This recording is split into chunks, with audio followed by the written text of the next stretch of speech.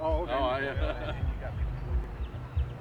My name is Justin Rexroad. I'm a park ranger for Tennessee State Parks, and today we're talking about World War I in Tennessee and its influence on the Tennessee people. So we are talking about topics such as the 30th Division, which was the Tennessee National Guard Division. We're also talking about the 82nd Division, which had a lot of Tennesseans in with it. And of course, we're hitting on topics that are not necessarily just about Tennessee, but about the entire nation during the war, with industrialization, gas. And who are the Germans? Who are we fighting today? What's the machine guns we're using? What type of weaponry are we using?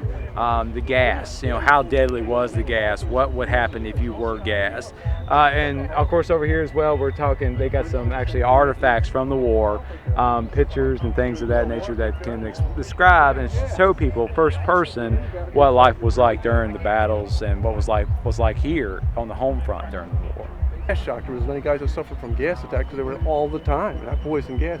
They started with chlorine, and then they went to phosgene gas, and finally to mustard. Mustard wasn't such a killer with disabled guys, but then you could disable one guy, you guys were going to carry him off the field. So now the Germans have eliminated 3 guys from the fight instead of 1. But you'll see pictures of them. They'll have their eyes bandaged because blind them and it raise welts and stuff, blisters on their skin. So they do that, and so you see them in a line. Their eyes bandaged and walking like this one guy that could see leading 20, 30 guys to the field units. But that's why the trench knife, because it was silent.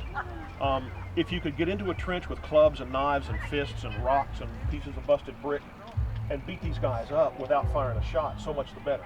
Because that meant you might have more time to get away. You could get fresh food on the front line. Yeah, absolutely. This would be something I need to do. But a lot of times we're eating this stuff right here. Pork and beans. Yeah, it's a can and you open it up and we can pour it out and eat it if we needed to without heating it up. Y'all ever had beans? Yeah. All right. My grandfather, Fred Emerson Varnell, was from South Pittsburgh. He joined the United States Marine Corps 2 days after war was declared in April of 1917 and ends up going to Paris Island, goes to France where he serves in the 3rd Battalion, 5th Marines. June 6, 1918, they launched their first attacks at Belleau Wood, where their company takes 60% casualties. Luckily, Pap was not hit on the first day, but 3 weeks into the fighting, they were hit with a large mustard gas attack, and before he could get his mask on, he was burned severely by the mustard gas, his lungs were injured by it, and that ends his military career, which of course then all your equipment gets dropped. But he does manage to get back home in 1919, gets married and has 2 kids and becomes a mechanic. He decided he liked cars while he was off in the military. And in 1935, in the middle of the Depression, when he was broke as he could be, a guy came through the bus station where he worked selling raffle tickets on a pistol for 25 cents a piece. And Pap managed to scrape up the 25 cents, and he wanted a pistol like the one he had carried in France, which was a .45 automatic. And so for that 25 cents, he wins the gun, and then when he gets it home to clean it, he took the grips off, and on the underside of the grips, it is written in red paint, FEV, and he recognized his initials, Fred Emerson Varnell, on his gun.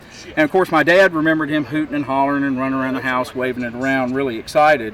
But he got his gun back, so chance in a zillion that a pistol that was left in France in 1918 made its way around the world, and he wins his own gun back for 25 cents in Chattanooga, Tennessee. Good morning. Well, we're here this weekend at the Bicentennial Mall State Park, and park rangers from all over the state, and we have a great war detachment where we get a chance to share this amazing history with folks. I'm representing the German soldier about 1916. The uniforms had slightly changed from being very fancy to very utilitarian uniforms where they'd remove the buttons and then closed them inside. And so this is the typical uniform that the Germans were wearing in 1916 and through to the end of the war. This is the German Pickelhaube. This particular one's a reproduction for the German state of Bavaria, and you can tell that by the cockade on the side as well as the crest on the front of the helmet. These helmets were designed back in the 1800s, and they're a leather shell, and then with these points, sometimes they were pointed like this, sometimes it might be a round ball, but they were there to protect the wearer from from saber blows, which might come down and it would deflect them off. So instead of actually penetrating the soldier's head. Now, in February of 1915, the Stilhelm replaced the Pickelhaube. The Stilhelm is steel helmet, and after they issued these to the German soldiers, one of the things they noticed, there was a major increase in head wounds. And so what they figured out was that if you were hit in the head with shrapnel or a bullet wearing the Pickelhaube, you were pretty much gone for. But wearing the Stilhelm, if it deflected or even if the projectile penetrated, it didn't cause as serious a wound, and so you had a better chance of survival. So that's why the head wounds went up once they started wearing the steel helmets. All right, well, you can find more information about us at TennesseeStateParks.com under Bicentennial Mall State Park, or you can also find more information under Sergeant Alvin C. York State Park. We also do have a Tennessee Great War Living History Group website. It's at tngreatwarlivinghistory.blogspot.com, and there you can find all the schedules, uniform equipment specs, and more information about our groups there.